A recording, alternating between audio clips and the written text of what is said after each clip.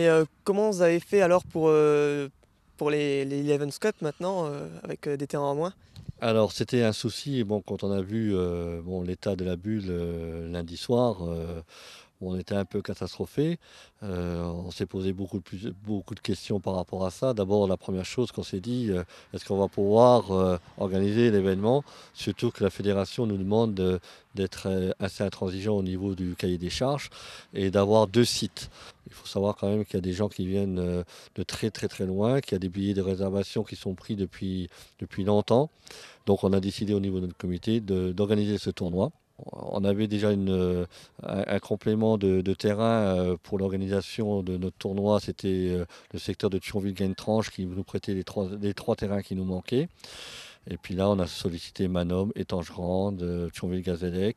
Tout le monde a répondu présent. Donc on a 8 terrains, voire 9 terrains pour organiser le tournoi.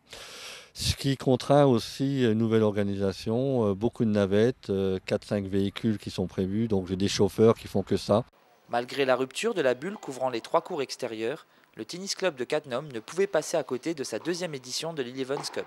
Un tournoi multichance inscrit dans le calendrier de la Fédération française de tennis qui plaît aux délégations régionales. Il y a une diversité de surfaces. Ici, on joue déjà sur 2 surfaces différentes. Donc du coup, il y a encore d'autres surfaces comme la moquette à Étanges, le dur à Manom, le Taraflex à la Millière. Bon, en même temps, les enfants de ce fait-là, ils apprennent à changer de surface, à changer de lieu. Ça fait partie de leur apprentissage, je pense. Alors justement, qu'est-ce que ce genre de tournoi apporte aux joueurs? Et ben là, ce genre de tournoi, ce qui est intéressant, c'est qu'il y a les meilleurs de la catégorie qui sont présents. Et puis ça permet aux enfants, quoi qu'il arrive, de disputer plusieurs matchs, qui perdent ou qui gagnent. Et donc nous, c'est intéressant pour nous de les voir évoluer sur 3-4 jours de compétition et qu'ils puissent faire 5 matchs environ. Donc en termes de formation, c'est intéressant de les voir évoluer. Et c'est pas trop dur pour eux? Les journées elles sont longues parce qu'ils se lèvent entre 6h et 6h30 le matin.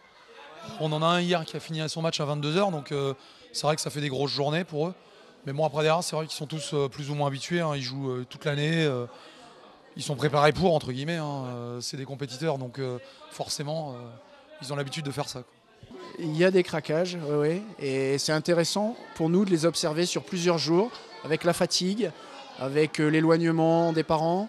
Et donc là, on peut effectivement observer des comportements particuliers par rapport à ce qu'on voit habituellement. Et ça nous intéresse fortement. Difficile parce qu'il a fallu se déplacer sur plusieurs sites, aller à droite à gauche, mais globalement les organisateurs font un travail fantastique. Dans la difficulté, je trouve qu'ils sont vraiment bien débrouillés, quoi. La finale garçon a été remportée par Olivier Wolfgang, le Breton.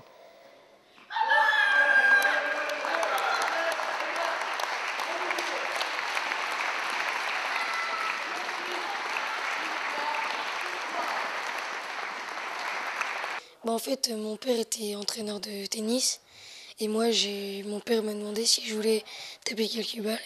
Vers 2 ans et demi, j'ai dit oui, puis après j'ai bien aimé, j'ai continué.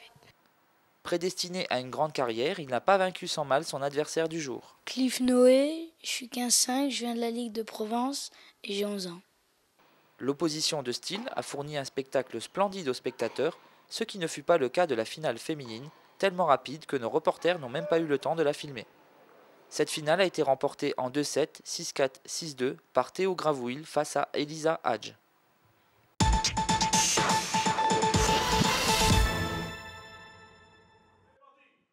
Une fois de plus, la sympathique troupe des Clopins d'abord a fait le plein au casino. Dans le scénario de Panique au Plaza, les comédiens ont de quoi divertir le public. Oui, nous venons juste de redécorer cette suite, voyez-vous. Oh, très bon goût, vraiment extra. Ah, merci.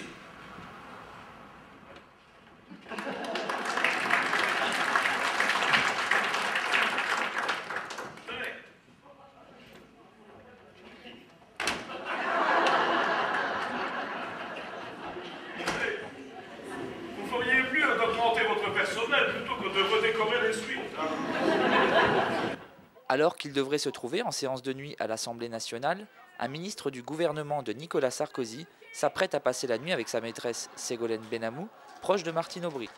Mais rien ne se passe comme prévu, un cadavre fait son apparition et le personnel de l'hôtel s'en mêle. Il s'agit d'une affaire très sérieuse, monsieur le ministre.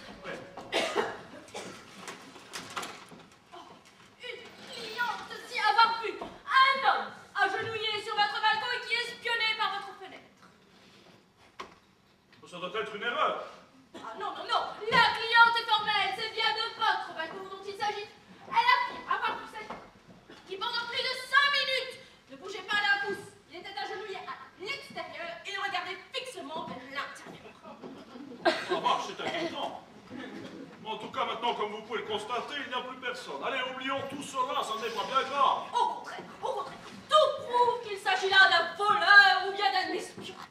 Je dois aller vérifier votre chambre pour voir. Ma chambre? Oui, le balcon fait le tour de votre chambre aussi. Ça ne coûte rien de vérifier. Les situations deviennent cocasses et les gags s'accumulent. Une fenêtre à guillotine est défectueuse, une mécanique tourne à plein régime et les rebondissements arrivent toujours à point nommé. Au prix de la représentation, c'est-à-dire rien du tout, puisque CLC continue à entretenir la gratuité du spectacle, on aurait tort de s'en priver. Oui, bonsoir madame Benamou. Madame Benamou, c'est madame Benamou. Mais enfin, monsieur Coïté, comment avez-vous pu? Mais franchement, je n'ai même pas eu le temps. Hein.